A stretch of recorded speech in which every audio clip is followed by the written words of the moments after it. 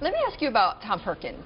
Yeah. Because you are part of the 1%. You are clearly a part of the 1%. Yeah. Tom Perkins came out with this letter where he defended the 1%, and he said, look, we are being persecuted the same as the Nazis were persecuting the Jews. And you know, he was just lambasted, and he came on our network and defended it. How did you feel when you read that letter and when you heard his comments? I guess my feeling is that he's right. The, quote, 1% are being pummeled because it's politically convenient to do so. The problem is that the world and this country should not talk about envy of the 1%. It should talk about emulating the 1%. The 1% work harder. The 1% are much bigger factors in all forms of our society. But Sam, tell that to the person who's on minimum wage, who's living below the poverty line, that they should try to emulate the 1%. How are they going to get there?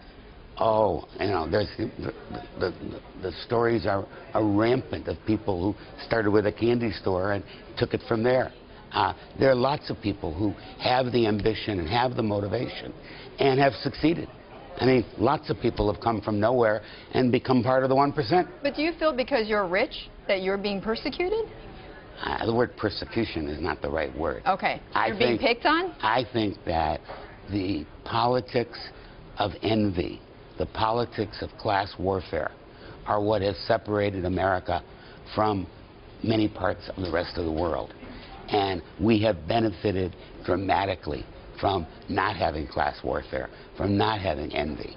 William Jennings Bryan in 1896 was the first person to run publicly in the United States on a platform of class warfare. He lost. And, you know, wisdom at the time said, this is not America. And I think it still is not America. Do you think, though, that there needs to be some help, though, or that there needs to be policy changes, or something needs to be done about the growing income inequality, the growing gap? Do you think there needs to be something done with that? I think that that is a function of policies.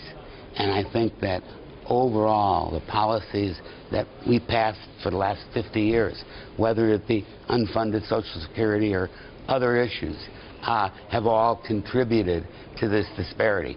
And we need to fix our government. We don't need 17,000 new pages of federal regulations in the last 5 years. So I think all of those things contribute to this disparity. And the more complicated our government makes our world, the more the 1% can afford to hire somebody to figure it out, and the other guy can't. But if you simplify government, neither one of them require. And therefore, the disparity slows down.